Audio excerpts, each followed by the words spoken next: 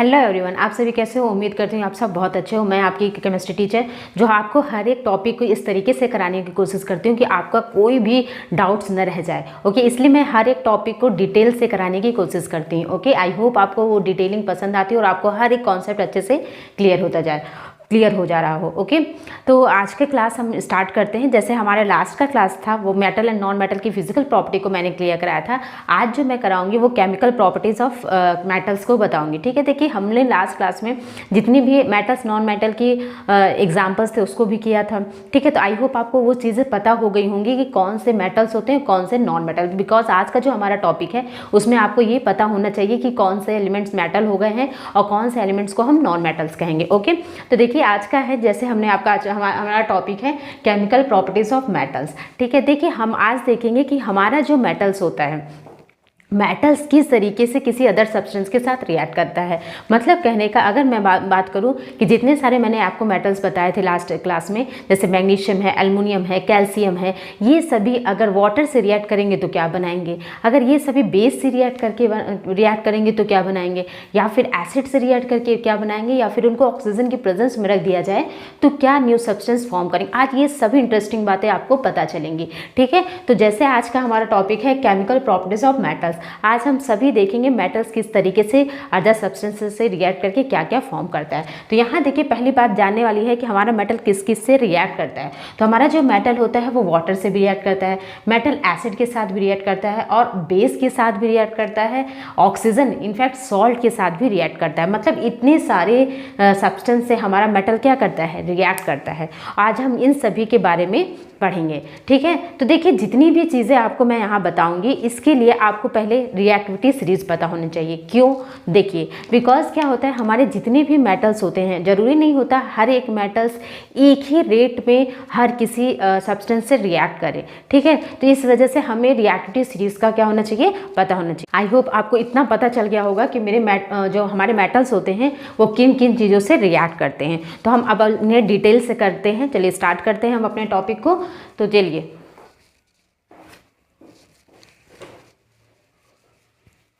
तो स्टार्ट करते हैं हमारा फर्स्ट टॉपिक रिएक्शंस। तो हमारा फर्स्ट रिएक्शन है metal react with oxygen. Okay, पहला हम क्या देखते हैं, मेटल रिएक्ट विथ ऑक्सीजन क्या फॉर्म करेगा, तो मेटल ऑक्सीजन के साथ रिएक्ट होकर मेटल ऑक्साइड फॉर्म करता है। क्या बनाता है, मेटल ऑक्साइड। आपको मैंने लास्ट क्लास मेटल के एग्जांपल बताए थे, तो आप कोई भी मेटल्स यहाँ ले लो तो सभी में आपका मेटल ऑक्साइड बनेगा। जैसे एग्जांपल आप ले लो सोडियम ऑक्सीजन के साथ रिएक्ट होके क्या बनाएगा, सोडियम ऑक्सीजन के साथ रिएक्ट होके सोडियम ऑक्साइड। मैग्नीशियम ऑक्सीजन के साथ मिलके मैग्नीशियम ऑक्साइड। कैल्शियम ऑक्सीजन के साथ मिलके calcium oxide. Okay, copper oxygen के साथ मिलके कॉपर ऑक्साइड। ठीक है, तो इस तरीके से क्या होगा, ये डिफरेंट एलिमेंट्स अगर आपको मिल रहे हैं मेटल, अगर ऑक्सीजन से रिएक्ट कराएंगे तो क्या बनाएगा, आपका मेटल ऑक्साइड फॉर्म करेंगे। ठीक है, अब यहाँ पे बात ये आती है, क्या सभी का रिएक्शन सेम होता है। तो यहाँ पे देखो, आपने देखा होगा अगर मान लीजिए हम ये कोई भी एल्युमिनियम के बर्तन होते हैं या फिर किसी भी, अगर आप बाहर रखते हो तो एल्युमिनियम के ऊपर क्या होती है, ऑक्साइड की लेयर लग जाती है, जिससे वो क्या होता है, ब्लैक हो जाता है ना। और वैसे ही आप अदर किसी भी, जैसे कॉपर की बॉटल का मैंने एग्जाम्पल बताया, उसमें क्या होता है, वो भी ऑक्साइड की लेयर उसमें क्या होती है, फॉर्म हो जाती है। पर हर एक एलिमेंट्स, हर एक मेटल्स का जो रिएक्शंस होता है, उनका जो रिएक्शन रेट होता है वो क्या होता है, डिफरेंट होता है। जैसे आपका जो, अगर मान लीजिए आपने सोडियम और पोटेशियम एलिमेंट लिया, ठीक है ना, या फिर मेटल लिया, तो अगर आप इसको ऑक्सीजन की प्रेजेंस में रखोगे तो वो क्या होगा, तुरंत वेगरसली क्या होगा, रिएक्ट करके वो बर्न हो जाएगा। ठीक है, तो इस वजह से हमारा जो सोडियम और पोटेशियम एलिमेंट होता है या मेटल होता है, उसको हम क्या करते हैं, कैरोसिन में डिप करके रखते हैं। ठीक है, या फिर हम देखो, हाँ आप उसको रिएक्टिविटी सीरीज से अच्छे से समझ सकते हो। यहाँ पे आपको रिएक्टिविटी सीरीज बहुत अच्छे से पता होना चाहिए। जैसे हमने आपको लास्ट क्लास इसकी लर्न करने की ट्रिक भी बताई थी, तो आपको रिएक्टिविटी सीरीज अच्छे से लर्न होना चाहिए। तो देखो जितने भी रिएक्शंस अगर आप देखोगे, आपको ये पता होना चाहिए कि जैसे देखो हर एक रिएक्शंस का रेट अलग होता है। जैसे मैंने बताया हाई रिएक्टिव मेटल्स जो होंगे वो ऑक्सीजन के साथ कुछ अलग रिएक्ट करेंगे, फिर less reactive metal other react करेंगे। तो इस तरीके से मेटल का रिएक्शन क्या होगा, डिफरेंट होगा। तो यहाँ पे आप देख लो सोडियम और पोटेशियम सोडियम क्या कहते हैं, ये वेगरसली रिएक्ट करते हैं। ऑक्सीजन के साथ कैसा रिएक्ट करते हैं, वेगरसली।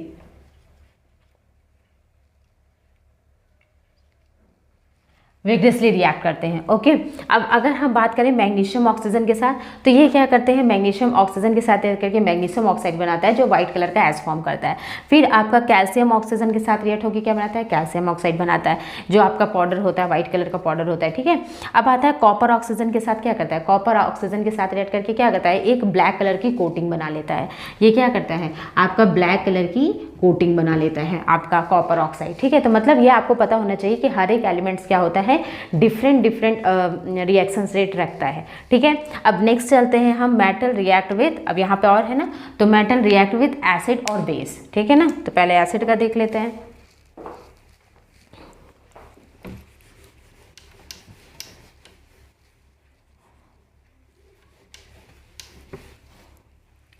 अब देखिए मेटल एसिड के साथ रिएक्ट होके क्या बनाता है, तो मेटल एसिड के साथ रिएक्ट होके आपका salt plus hydrogen gas form करता है। क्या करता है, salt plus hydrogen gas react करता है। अब यहाँ पे भी क्या आता है, मेटल। मेटल आपको पता हो गया कि कौन कौन से मेटल होते हैं, तो यहाँ भी आप फटाफट देख लीजिए कौन कौन सा होगा। तो यहाँ भी मेटल्स और एसिड के साथ रिएक्ट करके बनाएगा क्या, जैसे सोडियम हो गया, सोडियम और एसिड क्या होता है, मैंने आपको एसिड वाले चैप्टर पढ़ाए थे, हाइड्रोक्लोरिक एसिड होता है, आपका सल्फ्यूरिक एसिड होता है, कार्बोनिक एसिड होता है, ये सभी एसिड होते हैं। तो जब भी कोई भी एसिड मेटल से रिएक्ट करेगा तो ऑलवेज क्या करेगा, हाइड्रोजन गैस फॉर्म करेगा और सॉल्ट फॉर्मेशन करेगा। ये आपको पता होना चाहिए। तो यहाँ पे एसिड में आप क्या ले लो, जैसे H2SO4 ले लो, तो यहाँ पे क्या बनेगा, Na2SO4 प्लस H2 बन गया। तो यहाँ पे कौन सा सॉल्ट बनेगा, सोडियम सल्फेट सॉल्ट बनेगा। अगर आप मैग्नीशियम ले लो, मैग्नीशियम में आप क्या ले लो, हाइड्रोक्लोरिक एसिड, तो यहाँ पे क्या बनेगा, मैग्नीशियम क्लोराइड बनेगा प्लस हाइड्रोजन गैस फॉर्म होगी। ठीक है, तो इसी तरीके से आप कोई भी अगर एसिड लेते हो या कोई भी मेटल लेते हो तो क्या करेगा, आपका हाइड्रोजन गैस फॉर्म होगा। और यहाँ पे देखिए एक इंटरेस्टिंग बात क्या है कि हमारा जो ऑल मेटल, अगर हम बोले क्या ऑल एसिड क्या कहते हैं, मेटल से रिएक्ट कर सकता है, नो, ऑल एसिड जरूरी नहीं होता कि सभी मेटल से रिएक्ट करें। एक एक्सेप्शन होता है आपका nitric acid, right, nitric acid आपका HNO3, नाइट्रिक एसिड जो होता है वो ऑल मेटल से रिएक्ट नहीं करता। ये क्या करता है, ये ऑल मेटल से रिएक्ट नहीं करता। ठीक है, ये क्या करता है, क्यों नहीं करता, क्वेश्चन आता है क्यों नहीं करता मैडम, ऐसा क्यों। तो देखिए ये क्या होते हैं, ये आपका हाईली ऑक्सीडाइजिंग एजेंट होते हैं, हाई ऑक्सीडाइजिंग एजेंट होते हैं। तो इस वजह से क्या करते हैं, ये हमारे मेटल से रिएक्ट नहीं कर सकते। हाँ, बट कुछ ऐसे मेटल्स हैं, दो मेटल्स हैं जिससे ये रिएक्ट कर सकता है। हाँ, बट क्या कंडीशन होनी चाहिए, बहुत डाइल्यूट होना चाहिए। नाइट्रिक एसिड क्या उतरना चाहिए, बहुत डाइल्यूट होना चाहिए। तो ऐसे कौन से दो मेटल्स हैं, तो हमारे पास दो मेटल्स होते हैं, कौन कौन से, तो एक होता है हमारा मैग्नीज और एक होता है मैग्नीशियम। एक होता है, दो मेटल्स होते हैं, एक होता है मैग्नीज और एक मैग्नीशियम और एक होता है मैग्नीज। ये दो ऐसे एलिमेंट होते हैं जिससे आपका नाइट्रिक एसिड रिएक्ट करता है। हाँ, कंडीशन क्या होनी चाहिए, ये काफ़ी ज़्यादा डाइल्यूट होना चाहिए, वेरी वेरी डाइल्यूट। दिया होगा आपने बुक में भी कि वेरी वेरी डाइल्यूट, बहुत ज़्यादा डाइल्यूट होना चाहिए। क्या होना चाहिए, डाइल्यूट होना, तब जाके क्या करता है, मैग्नीशियम और मैग्नीज से रिएक्ट करता है। अदरवाइज ये किसी भी अदर मेटल से रिएक्ट नहीं करता। कौन, नाइट्रिक एसिड। ओके, तो ये आपको पता होना चाहिए। अब यहाँ भी वही बात आती है कि हर एक मेटल जो होता है वो एसिड से डिफरेंट रिएक्ट करेगा। जैसे हाई रिएक्टिव मेटल्स जो होंगे वो काफ़ी विग्रेसली रिएक्ट करेंगे, और जैसे जैसे विलो होता जाएगा, जैसे जैसे वो नीचे आते जाएंगे, उनका रिएक्शंस क्या होगा, कम होता जाएगा। ये आपको पता होना चाहिए। रिएक्टिविटी सीरीज पता होगी तो हमें ये पता चलेगा कौन सा हाई रिएक्टिव है, कौन लो मॉडरेट है, कौन सा लो रिएक्टिव मेटल है। तो उसी अकॉर्डिंग क्या होता है, रिएक्शंस भी अलग होता है। हाई रिएक्टिव मेटल, हर कोई जो भी रिएक्शन होता है वो हाई रिएक्टिव मेटल के साथ विग्रेसली होता है, मॉडरेट्स में थोड़ा कम हो जाता है और लेस में बहुत कम हो जाता है। ठीक है, अब जैसे अगर हम बात करें अपने गोल्ड या फिर प्लैटिनम, सिल्वर, ये क्या होते हैं, ये किसी से भी रिएक्ट नहीं करते, है ना। आपको पता है ना, हम कोई भी ज्वेलरी अगर कभी भी पहन लें, है ना, तो उसमें कोई भी ना तो ऑक्सीजन की लेयर से उसको कोई फ़र्क पड़ता है, या तो आप उसमें एसिड रिएक्ट करा, उससे कोई फ़र्क नहीं पड़ता, क्योंकि वो कैसे होते हैं, लेस रिएक्टिव मेटल्स होते हैं। ओके, तो इस तरीके से आपको ये क्या होना चाहिए, पता होना चाहिए। नेक्स्ट देखते हैं हम, मेटल रिएक्ट विद बेस।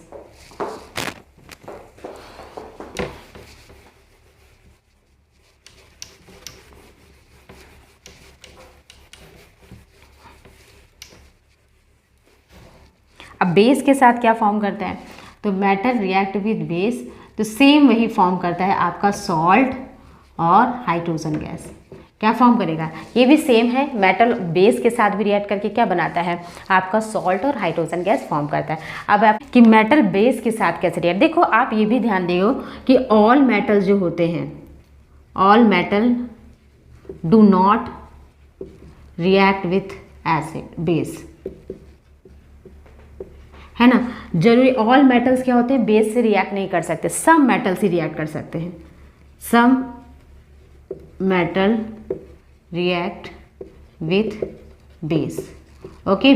पूरे बेसिस पूरे मेटल जो होते हैं बेस से रिएक्ट नहीं कर सकते, कुछ ही आपके जो मेटल होते हैं वो बेस से रिएक्ट, वो कौन कौन से हैं, तो जैसे आप ले सकते जिंक, जिंक जो होता है वो बेस से रिएक्ट करता है, जैसे हमने एक बेस ले लिया सोडियम हाइड्रोक्साइड। हाँ, अब सोडियम हाइड्रोक्साइड भी एक क्या होता है एल्कली, वही बेस से रिएक्ट कर सकता है जो एल्कली होते हैं। एल्कली मैंने बताया था, एल्कली बेस क्या होता है जो वाटर सोल्यूबल होते हैं। जैसे आपका क्या हो गया, सोडियम हाइड्रोक्साइड क्या है आपका सोल्यूबल है, पोटेशियम हाइड्रोक्साइड भी क्या है सोल्यूबल है। तो कोई भी ऐसे बेस ही रिएक्ट करेंगे मेटल से जो क्या करेगा, जो एल्कली होगा, ये आप ध्यान देना, ठीक है ना। तो ये क्या हो गया सोडियम हाइड्रोक्साइड, तो यहाँ क्या बनाएगा sodium zincate plus hydrogen gas form होगी। यहाँ पे क्या फॉर्म करेगा सोडियम जिंकेट, इसका नाम क्या है sodium zincate, sodium zincate, okay. और क्या होता है, एक होता है एल्यूमिनियम, एल्युमिनियम भी होते हैं। तो अगर हम बात करें एल्युमिनियम की, क्या करेगा रिएक्ट करके, एल्युमिनियम भी आपका सोडियम हाइड्रोक्साइड से रिएक्ट करके क्या बनाएगा सोडियम एल्यूमिनेट, हाँ sodium aluminate plus H2 hydrogen में क्या बनाएगा सोडियम एल्यूमिनेट, ओके। अब ये क्या करता है फॉर्म करता है, इसे हम क्या कहेंगे सोडियम एल्यूमिनेट,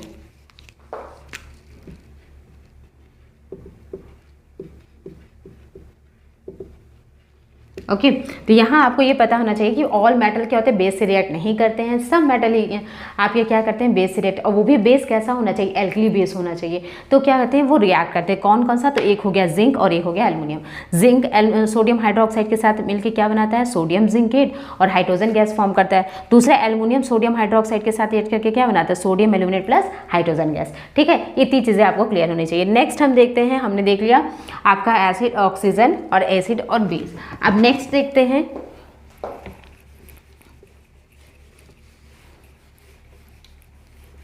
वाटर।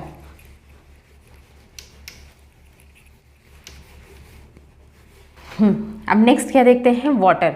वाटर कैसे रिएक्ट करता है,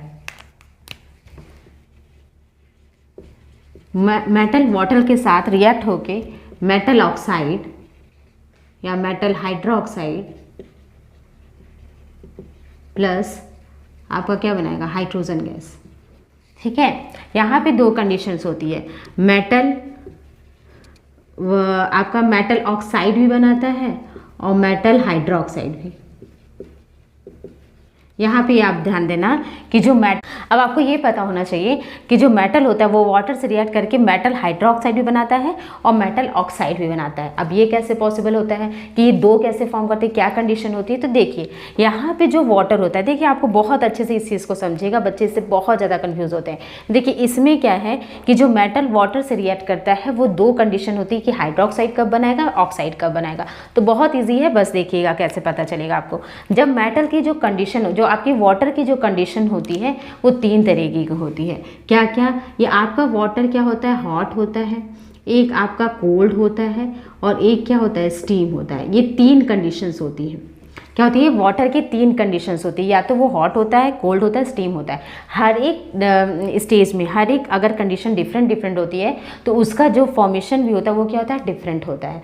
तो देखिए जो हॉट वाटर होते हैं कोल्ड, पहले हम कोल्ड का देख लेते हैं कि कौन से मेटल जो होते हैं वो कोल्ड से रिएक्ट करते हैं, कौन से मेटल कोल्ड वाटर से रिएक्ट करते हैं। तो ऐसे कौन कौन से मेटल्स हैं, तो आपका होता है कोल्ड वाटर सोडियम और पोटेशियम, सोडियम और पोटेशियम मतलब high reactive metals, high reactive metals, ठीक है। हाई रिएक्टिव मेटल्स क्या करेंगे वो कोल्ड वाटर से रिएक्ट करेंगे, ठीक है। अब यहाँ बात आती है हॉट वाटर की, तो हॉट वाटर से कौन रिएक्ट करता है मैग्नीशियम, क्या करता है, मैग्नीशियम भी और आपका कैल्शियम भी क्या होता है, मैग्नीशियम और कैल्शियम किससे रिएक्ट करते हैं, हॉट वाटर से रिएक्ट करते हैं। अब ये कैसे होते हैं, ये आपके मॉडरेट होते हैं। ये कैसे रिएक्शन होते हैं, मॉडरेट। जैसे आपको यहाँ पे मैंने बताया रिएक्टिविटी सीरीज में देखो दिख रहा है ना, तो आप ये पता कर सकते हो ये किससे रिएक्ट कर सकता है, मैग्नीशियम से, है ना, मॉडरेट हो गया, तो ये आपका रिएक्शन से पता चलेगा, ठीक है। अब यहाँ पे देखो ये कैसे हो गए, मॉडरेट, जो किससे रिएक्ट करेंगे, हॉट वाटर से। अब बात आती है स्टीम से कौन रिएक्ट करता है, तो स्टीम से आपके 3 एलिमेंट्स रिएक्ट करते हैं, कौन कौन से, एल्युमिनियम, जिंक और आयरन।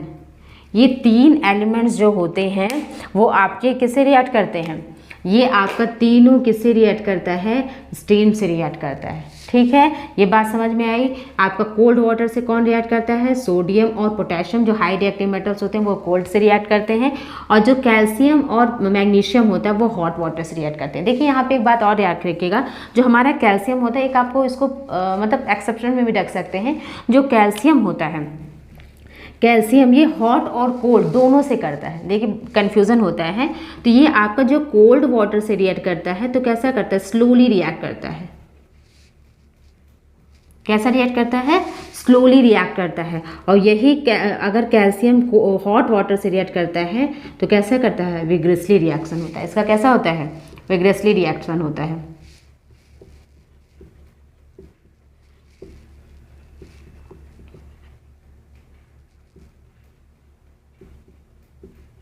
तो ये क्या हो गया आपका स्लोली, और ये क्या करेगा, रिएक्शन करेगा, ठीक है।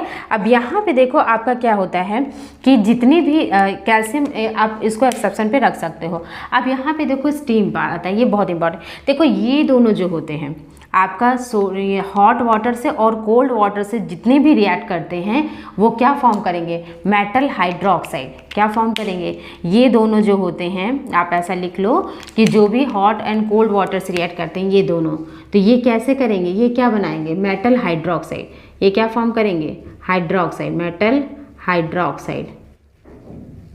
ओके, ये क्या फॉर्म करेंगे, मेटल हाइड्रोक्साइड। और जो स्टीम वाले होते हैं ये क्या फॉर्म करते हैं, आपका मेटल सॉरी, ये क्या फॉर्म करते हैं, मेटल ऑक्साइड। ये पता होना चाहिए, ठीक है। ये क्या होना चाहिए, आपको पता होना चाहिए कि जो हॉट और मेटल जो होते हैं, जो हॉट और कोल्ड वाटर से रिएक्ट करता है वो आपका मेटल हाइड्रोक्साइड फॉर्म करता है, और जो स्टीम से रिएक्ट करता है वो क्या बनाता है, मेटल ऑक्साइड फॉर्म करता है। That's it. अब बहुत ज़्यादा कंफ्यूज होने की जरूरत नहीं है, बस इतनी बातें आपको याद रखनी है, ठीक है। तो अब रिएक्शंस के थ्रू समझ लेते हैं। और मैंने यहाँ कैल्शियम की कुछ चीज़ें बता दी कि कैल्शियम देखो बोथ से रिएक्ट करता है, हॉट वाटर से भी और कोल्ड वाटर से रिएक्ट भी करता है। बट हाँ, यहाँ पे ये देखना है कि कोल्ड वाटर से ये स्लोली रिएक्शन करता है, पर यहाँ हॉट वाटर से क्या करता है, ये विग्रेसली रिएक्ट करता है। ओके, पर ये आप इसको देख सकते हो। अब यहाँ पे हम इसके रिएक्शंस को देख लेते हैं।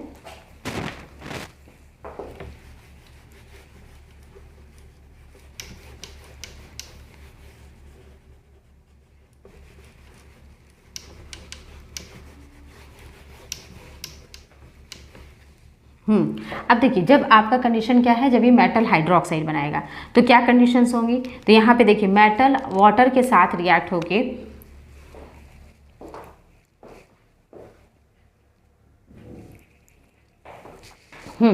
अब यहाँ पे ओके देखिए मेटल वाटर के साथ मेटल हाइड्रोक्साइड कौन कौन बनाएगा, तो मैंने जैसे आपको बताया हाई रिएक्टिव मेटल्स, तो यहाँ पोटेशियम ले लीजिए और वाटर ले लीजिए। यहाँ पे क्या बनाएगा, KOH प्लस H2, ठीक है, नो डाउट। अब फिर उसके बाद आप मैग्नीशियम ले लो, मैग्नीशियम भी क्या करेगा, वाटर से रिएक्ट करके क्या बनाएगा, मैग्नीशियम हाइड्रोक्साइड प्लस H2, ठीक है। फिर नेक्स्ट हम देख लेते हैं आपका कैल्शियम भी क्या करेगा, वाटर से रिएक्ट करके क्या बनाएगा, आपका कैल्शियम हाइड्रोक्साइड प्लस H2, ठीक है। तो ये सभी चीज़ें आपको क्या होनी चाहिए, पता होनी चाहिए। अब हम देखते हैं कि मेटल ये क्या होगा, हमारा हाइड्रोक्साइड फॉर्म। ये सभी कंडीशंस क्या होंगी आपके आप देखो यहाँ पे एक और बात चीज़ याद रखिएगा कि देखिए आता क्या है क्वेश्चन आपके NCERT या फिर कोई भी एग्जाम में क्या क्या आता है, कि आपको ये जो मैग्नीशियम ऑक्साइड होता है या फिर कैल्शियम हाइड्रोक्साइड होता है, ये क्या करते हैं, ये आपका फ्लोट करते हैं, वाटर के ऊपर फ्लोट करते हैं। क्यों करते हैं, क्वेश्चन बहुत पूछा जाता है कि कौन से ऐसे 2 मेटल्स होते हैं जो वाटर से रिएक्ट करने के बाद वो पानी के ऊपर फ्लोट करते हैं, ठीक है। तो कौन कौन से होते हैं, वो आपका मैग्नीशियम और कैल्शियम, ये 2 ऐसे मेटल होते हैं, ये दो ऐसे मेटल होते हैं जो क्या करते हैं, सरफेस पे क्या करते हैं, फ्लोट करते हैं।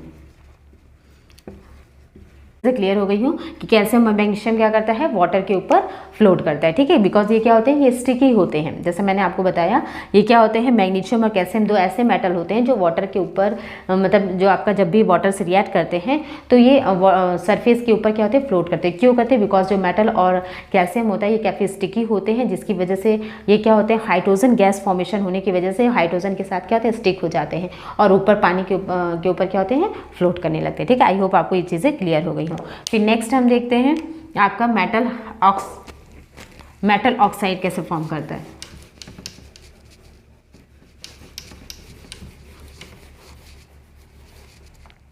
ओके, नेक्स्ट देखते हैं मेटल आपका वाटर के साथ ऑक्साइड कब फॉर्म करता है, मेटल ऑक्साइड।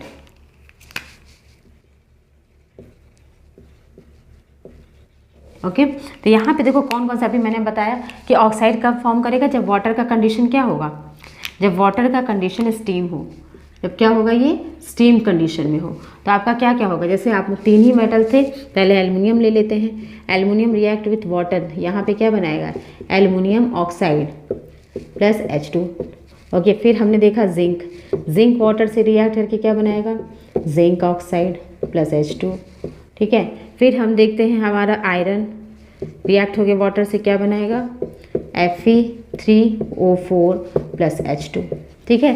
तो ये चीज़ें आपको पता होनी चाहिए कि यहाँ पे क्या क्या चीज़ें फॉर्म होगा, ठीक है। देखिए यहाँ पे हमारा जो भी रिएक्शन है, देखिए यहाँ पे कई डाउट रहता है कि मैम हाइड्रोजन यहाँ पे Fe2O3 बनाना चाहिए, Fe3O4 बना रहा है। तो देखिए यहाँ पे हमारा दोनों कंडीशन होता है, यहाँ पे FeO और आपका Fe2O3 ये दोनों कंबाइन होके बनाता है Fe3O4, है ना। तो ओवरऑल आप इसे लिख सकते हो Fe3O4 फॉर्मेशन करता है वाटर से रिएक्ट के बाद, ठीक है ना। तो इस तरीके से आप देख सकते हो आयरन कितना हो गया 3 और ऑक्सीजन कितना होगा 4, तो इसको कंबाइन करके हम इसे बताते हैं, ठीक है। तो ये आपका क्या होता है, आयरन वाटर से रिएक्ट होकर क्या बनाएगा, Fe3O4 प्लस H2 फॉर्मेशन करता है। और यहाँ पे आपको पता होना चाहिए मेटल ऑक्साइड क्या होगा, कब फॉर्म करेगा, जब मेटल आपका वाटर जो होता है मेटल के स्टीम वाटर के साथ रिएक्ट करेगा तब आपका ऑक्साइड फॉर्म करेगा, ठीक है। आई होप आपको इतनी चीजें क्लियर हो गई हो।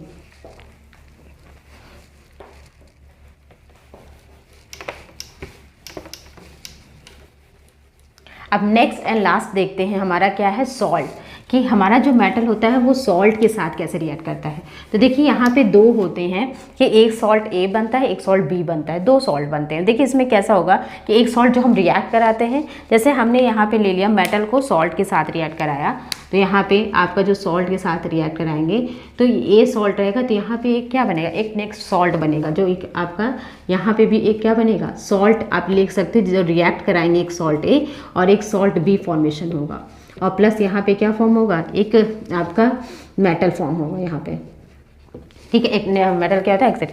इसको एक एग्जांपल के साथ समझेंगे तो आपको अच्छे से समझ में आएगा। तो यहाँ पे देखिए जैसे कि हमने ले लिया,